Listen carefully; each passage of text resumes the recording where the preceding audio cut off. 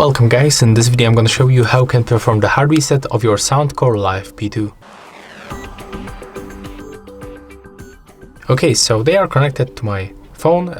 Of course the status is not activate because they are in the case, so they are like not activate.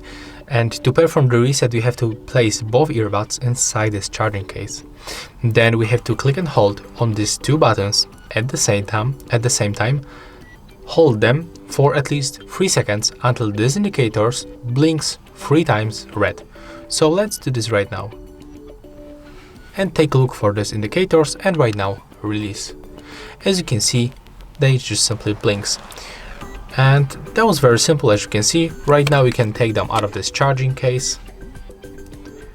The right one is blinking quickly, so it means that they are in the pairing mode, and right now when you go for the paired new device list, you will find them and you can just select them by tapping once and accept the pairing request.